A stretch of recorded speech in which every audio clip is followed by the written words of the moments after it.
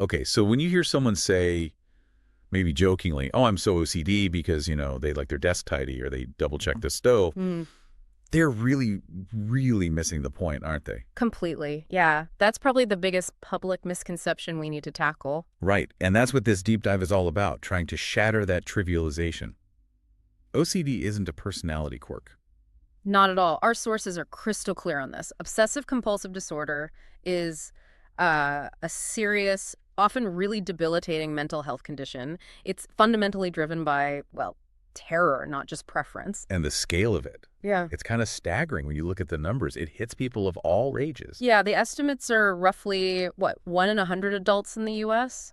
and maybe 1 in 200 kids? That alone is significant, but then there's the severity. That's the really sobering part. The data suggests over half, like 50.6% of adults with OCD experience serious functional impairment. Wow. Yeah, it's not just about feeling a bit stressed. This thing can genuinely trap people, ruin careers, basically consume their entire life. So today, our mission is to cut through that surface level understanding. We're going to unpack the actual cycle of OCD. Mm-hmm. We'll talk about how it's not the same as being anxious or a perfectionist. The crucial difference. And then really get into this hidden struggle, the mental compulsions, this idea of mental ping pong. Yeah, that internal battle. And finally, we'll look at the treatments, some really effective approaches that are helping people reclaim their lives. Okay, so let's nail down the basics. OCD at its heart is this vicious cycle. Exactly. You've got the obsession, which creates intense anxiety, right? All And right. that anxiety practically demands a compulsion, some kind of action or thought, And doing that compulsion gives this temporary relief. which unfortunately just reinforces the whole loop, makes it stronger next time. So let's be really clear about obsession in this context. It's not just thinking about something a lot. No, definitely not. Obsessions here are defined as these unwanted, intrusive thoughts or images or even urges that just keep popping up. And they feel like they're coming from outside somehow. Yeah, totally outside the person's control. And they trigger really distressing feelings, intense fear, anxiety, sometimes disgust, or deep, deep shame. Okay, and the compulsion is the response to that, the attempt to kind of neutralize it. Precisely. It's that repetitive behavior could be physical, like checking or washing, or purely mental, like praying or counting, done specifically to try and get rid of the obsession, or just lessen that awful feeling. And critically, like you said, the compulsion often doesn't even logically connect to the feared outcome. Often not at all. It's about managing the internal state, not necessarily preventing a real-world event in a rational way. So that's the line then. The difference between an everyday intrusive thought and OCD. That's the diagnostic line, yes. Look, most people have weird, intrusive thoughts sometimes, what if I just swerve the car? But they can usually just brush them off. Right. For an OCD diagnosis, this cycle of obsessions and compulsions has to be really time-consuming. The benchmark is typically more than an hour every single day. An hour a day. Wow. Or it has to cause intense distress or actively interfere with important stuff, work, school, relationships, just living your life. And the themes, Yeah. they go way beyond the stereotypes of cleaning or checking, don't they? Oh, absolutely. Our sources mention things like relationship OCD or ROCD. That's where someone is just plagued by agonizing doubts about their partner. Is this the right person? Yeah. Leading to constant mental reviewing of conversations, feelings. That sounds exhausting. It is. Then there's scrupulosity obsessions about morality or religion, intense fear of offending God, or getting stuck on whether an action was perfectly right or wrong. And some really disturbing ones too, like thoughts about harm. Yes, intrusive thoughts about harming someone, even loved ones, or about taboo sexual acts, which leads us to a really key concept, Which is ego-dystonic. ego-dystonic. Okay, what does that mean exactly? It means these obsessions, these thoughts and urges are the absolute opposite of what the person truly values, believes, and wants. They clash fundamentally with their sense of self. Ah, okay. So that's why they cause such profound distress. It's not just a scary thought. It's a scary thought that feels alien and wrong to them. Exactly. The distress is amplified by the shame and guilt. Imagine a devoted, loving mother having intrusive thoughts about harming her baby. Oh, that's awful. It's horrific for her precisely because she loves her child, and the thought is so contrary to her core being. It's fighting something that feels like an attack on her very identity. That understanding alone just blows away the idea that this is about being fussy or particular. It really should. Which brings us neatly to that common mix-up, OCD versus perfectionism. People use them interchangeably, but they're fundamentally different beasts, right? Worlds apart, yes. Though sometimes maybe the outward behavior can look superficially similar. So how do we draw that line clearly? Well, perfectionism, even the unhealthy kind, is generally considered a personality trait. It's about having really high standards, often rationalized for yourself or for outcomes. Right? Like wanting an A plus or needing the project to be flawless. There's a sort of logic to it, even if it's extreme. Exactly. A perfectionist usually does things because they believe, rationally or not, that it leads to a better result or gives them a sense of control or achievement. But OCD compulsions. They're driven by sheer terror. It's about performing these specific, often ritualized acts to ward off some kind of impending doom or catastrophe that feels imminent. So the motivation is totally different. It's not about achieving something good. It's about preventing something terrible based on an irrational fear. Precisely. And there's often this feeling of having no choice, being driven to do it, even if part of you knows it doesn't make sense. And this catastrophic thinking, this doubt, it could just spiral, can't it? We read about Uma Chatterjee's experience. Yeah, her story really illustrates this. She described how tiny things like her husband eating her mashed potatoes or seeing a light left on could trigger these huge cascading what-if It fears. wasn't really about the potatoes, was it? No. It was like, what if we can't pay the electricity bill because the light was left on? What if that leads to us losing our home? What if we end up destitute and die? It's that spiraling catastrophic what if. And this constant mental checking, reviewing reality, it just eats up time and energy. Tremendous amounts. And it leads to so much isolation and shame. She felt deeply uncertain about everything, doubted her own memory. To the point she dropped out of college. Yeah, college and music school. She was caught in this loop of constantly needing reassurance, mentally replaying interactions to check if she'd offended someone or if some danger was real. And that need for reassurance, it's a compulsion too, isn't it? One of the biggest ones. Seeking reassurance feels good for a second. It lowers the anxiety. Negative reinforcement. Takes away the bad feeling. Exactly. But in the long run, it just feeds the OCD. It tells your brain, see, uncertainty is dangerous and I needed that external check to be okay. It reinforces the cycle. Okay, so if asking someone else for reassurance is an external compulsion, what about the compulsions that happen entirely inside your head, the ones nobody else sees? Right. This is where that old term pure O came from, purely obsessional OCD. But that's a bit of a misnomer, you're saying. Yeah, it's misleading because there's really no such thing as OCD without compulsions. It's just that in these cases, the compulsions are internal. They're mental acts. Like what? What are some examples? Oh, things like silent counting, repeating specific safe words or phrases in your head, mentally reviewing events over and over and over, trying to be certain about them, neutralizing a bad thought with a good one. And the really exhausting when you mentioned compulsive reasoning, or CR, the mental ping pong. Yes. That's a great description. CR is basically a compulsive thinking process. It's goal-directed. The goal is to somehow think your way out of the anxiety or uncertainty. Can you give an example of how that might sound inside someone's head? Okay, so maybe the obsession is, I might have offended that cashier. The CR kicks in like, did I? Let me replay it. I think I smiled. Wait, was it a real smile? Maybe my tone was off. God, what if she thought I was rude? She probably hates me now. Should I go back? No, that's ridiculous. But what if she tells her manager? What if this reflects badly on me forever? I need to figure this out right now. Wow, that sounds utterly relentless. Just back and forth, no resolution. Exactly. That internal debate is the compulsion. It feels like problem solving, but it's actually the problem itself. So how on earth do you stop playing that game?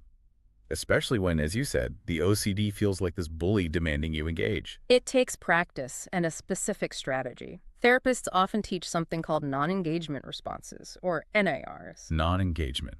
So, refusing to play. Pretty much. The goal is active, deliberate disengagement, not trying to suppress the thought because that often backfires, but refusing to get drawn into analyzing it or debating it. Okay, how does that work in practice? What are these NARs? Well, there are a few types. One is simply acknowledging the feeling, affirmation of anxiety. So you'd tell yourself, okay, I'm feeling really anxious about this thought right now. Just naming the emotion. Separating the feeling from the need to solve the thought. Exactly. Then you tackle the uncertainty head on with the affirmation of uncertainty. You say, I don't know for sure if I offended her, and I accept that I can never be 100% certain. Oof.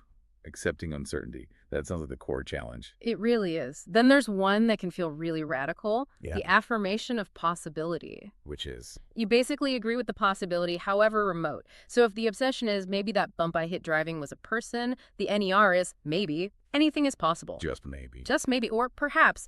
The point is to instantly shut down the desperate search for certainty that fuels the OCD. You just allow the possibility to exist without needing to disprove it. Okay. And the last one. Affirmation of difficulty. This is where you just flatly agree that the feared outcome would be bad without getting drawn into analyzing how bad or how likely. If the thought is, what if I pick the wrong career and waste my life? The NER is, yeah, that would suck. Obviously, that's a tough thought. So no arguing, no analyzing, just acknowledging. Acknowledging and concluding. The attitude is key here. These NERs need to be used almost like final statements. Confidently, persistently, like saying end of discussion, to your own brain, not opening the door for more debate. You're asserting your freedom from the compulsion to analyze. That's the goal. It takes immense practice, but it's about starving the OCD of the engagement it craves. Okay, shifting gears to treatment. Diagnosis can be tricky sometimes, right? Because the symptoms might overlap with other things like general anxiety or depression. Yeah, that can happen. Plus, people often hide their symptoms because of the shame and confusion, which can delay getting help. But the good news is, once diagnosed, the outlook is actually very positive for most people. We have really effective treatments. What's considered the gold standard approach? It's usually a combination of medication and a specific type of psychotherapy. Okay, let's start with the medication. Typically, the first line is selective serotonin reuptake inhibitors, the SSRIs. You've probably heard of drugs like Prozac or Zoloft. Right. A really important point for OCD, though, is that SSRIs often need to be prescribed at higher doses than they are for depression. Higher doses. And they can take longer to work, sometimes up to 10 or 12 weeks to see the full benefit, compared to maybe 4 to 6 weeks for depression. So patience is key. And how do they help with OCD specifically? They don't cure it, but they seem to help by sort of capping the intensity of the anxiety response.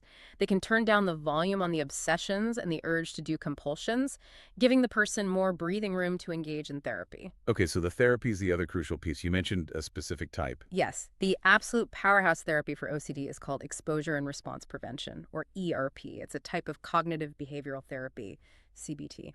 Exposure and response prevention.